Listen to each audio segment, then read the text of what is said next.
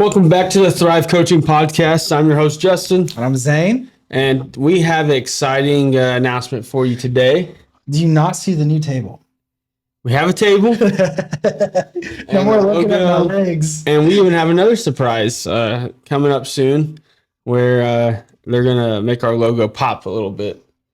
So Zane doesn't even know about it. I'm going to let him be surprised on the show.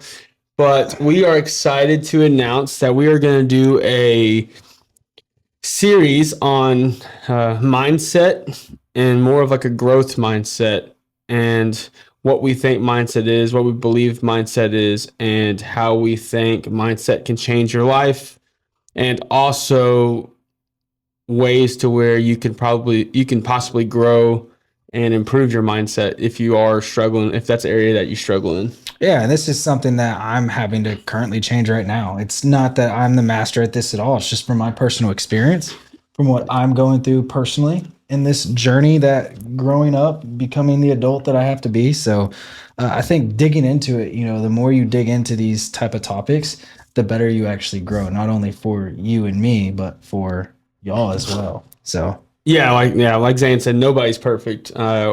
We're constantly growing every day. We both know what our flaws are or where we need to grow. Flaws? I don't have flaws. I can name about 10, but I won't hurt your mindset, so I won't tell you your flaws. But me growing up playing sports, and especially baseball, one of the most mental games there is, I had to constantly grow my mindset. I always tell people I'm a mental giant.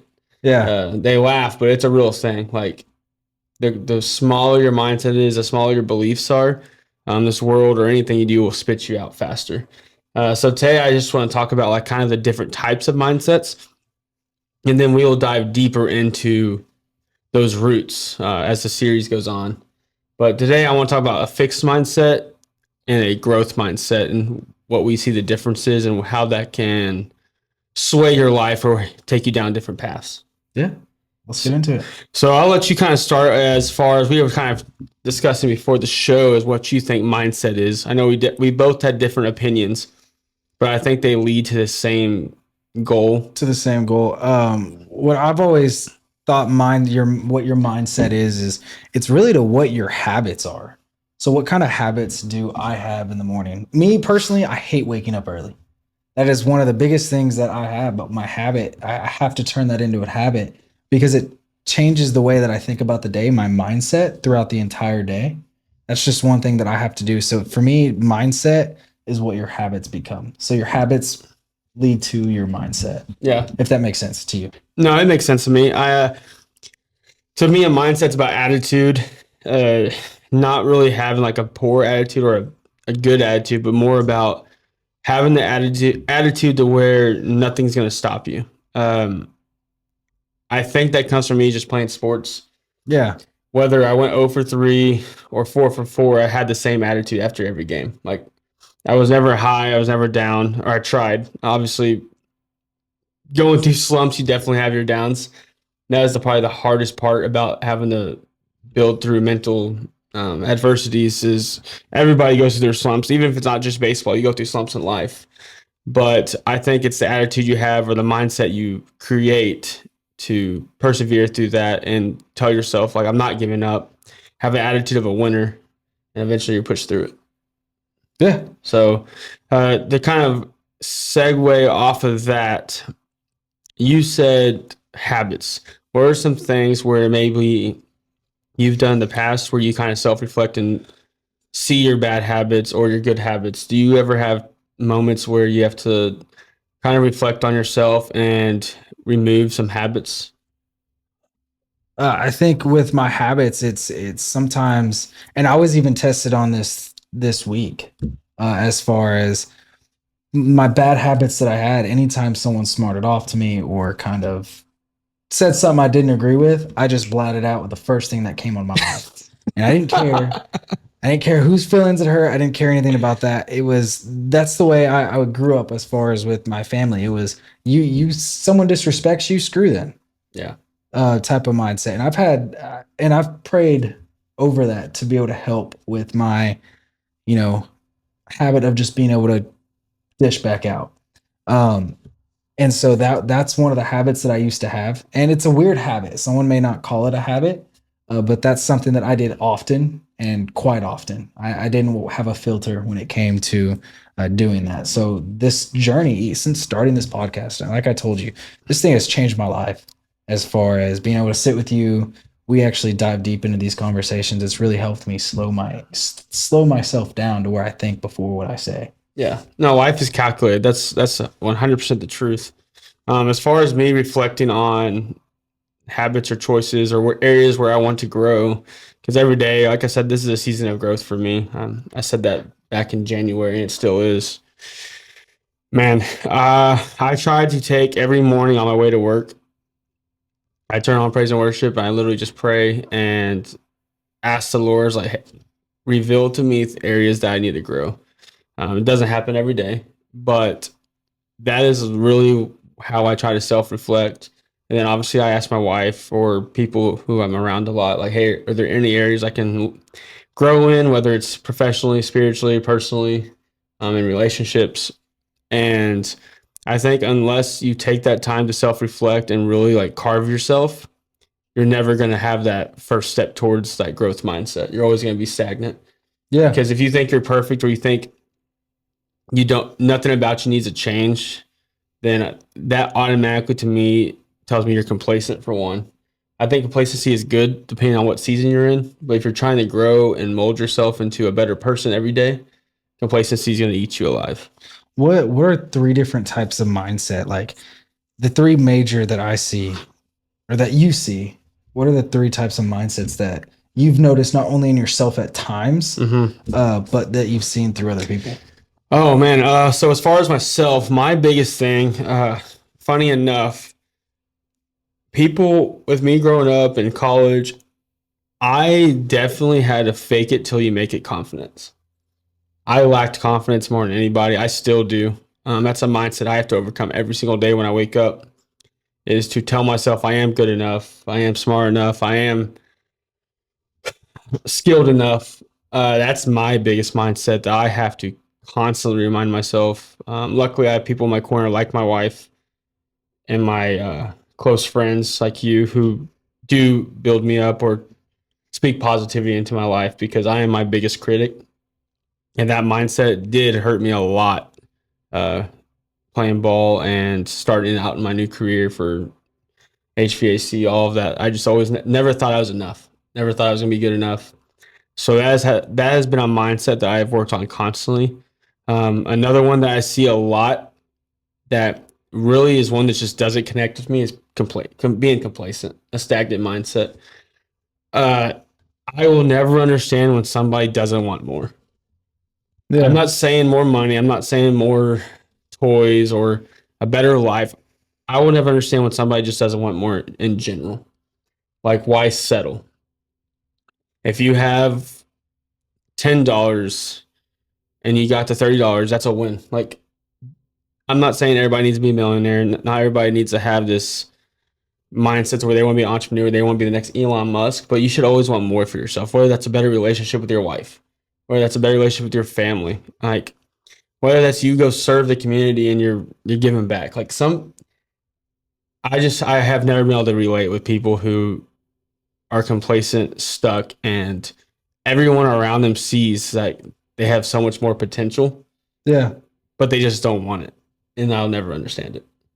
And lastly, you asked for three, so I'll give you three, is the mindset of thinking you've earned or you deserve it. I think that mindset hurts you more than anything. I think that hurts you more than being complacent or stagnant, actually. When you think you deserve something, you're you're never going to do what it takes to get it. And you'll never be satisfied because you think you automatically walk into a room and that position's yours. That raise is yours, that girl is yours, that family is yours, that job is yours, everything about it. If you constantly think in life that you've deserved it, you're never going to get anywhere. That mindset's a freaking, that mindset is literally a roadblock. Growing up, I was raised every day. My dad constantly preached at me. He said, "You don't deserve nothing. Nothing in this life you deserve. Nothing in this life I deserve. Everything's the Lord's for one. The money you have is the Lord's. The house you have is the Lord's. The family you have is the Lord's. Yeah. So why would you feel it deserves when he could take it away tomorrow? So you should constantly go through life wanting to better yourself, earn it, and move forward, and know that nobody deserves anything. It's a get you work for what you have in this life. Yeah. That makes sense. I think to add on is the mindset of being a victim. Yeah, that one too. And I think so many people can kind of fall into that trap of, oh, of course, this happens to me all the time. This happens to me, where it kind of leads into another mindset. To me, it breaks down into two. First, it's a victim. Then it's a mindset of feeling sorry for yourself. Yeah. To where that's something that maybe I probably actually experienced early on at high school when everything was going on with my parents, and everything was, and your knee, like you had a bunch of stuff happen to you in high school. It was the last year, like a whole bunch of stuff just kind of happened. Yeah. And so it was like, why me? What's going on? And then I had my with when you're feeling that way, you're never going to see the good that comes with it. No, I agree. So the small victories that you may not see, yeah, you could have a big setback, but the small victories that you see. So that would be the two mindsets that I would bring up, is the mindset of being a victim and feeling sorry for yourself. Yeah. No, I'm glad you brought that mindset up, because I didn't even think about that. I think that mindset is the hardest one to get out of. I don't think it's the worst one. But I think it's the one, once you get in that mindset and you retract into that victim mentality, you can dig a deep, deep hole. Yeah. That pity party becomes depression. I find myself that way in racing, and I have to constantly dig myself out of it. Luckily, Cambria gets me out of it a lot, but I've had the last 2 seasons have been real rough. Me and my dad have literally had talks on the way home, and we're like, what are we doing wrong, Lord? Like, it's to a point now where we just laugh about it. It's like I'm either on fire or on my head or something, or leading a race and something breaks, and we're just like, eventually breakthrough has to happen. Like, these last 2 seasons have been rough, to the point where we like have literally gotten to like, do we just quit racing and go join a different hobby? Like, it's been rough, and I think I really do think if we just persevere through it, me mainly is my mindset is, I think that step over the hill's coming, but I think it takes seasons like this because when we do get it, it's going to feel real nice. Like, and I think it takes seasons like that to build you and mold you, whether it's a skill. It's helped me on the track. Like, a lot of the stuff that happens is my fault. And, but sometimes most of it's not. Like, it's just, so I think you take those times, you reflect on but like you said, if you get in that pity victim mindset, you can dig a hole so deep to where people give up on dreams. They give up on everything. Yeah. And I think what I did to kind of get out of that type of mindset that I was in during that, because that was honestly one of the darkest times that I've had to go through so far in my life. Yeah. As far as with everything going on with my parents, my sisters were gone. Really had nothing going on. My knee messed up during I was supposed to go play college ball. I messed up my knee. Didn't want to do that anymore. Yeah. Was finding something that I was passionate about.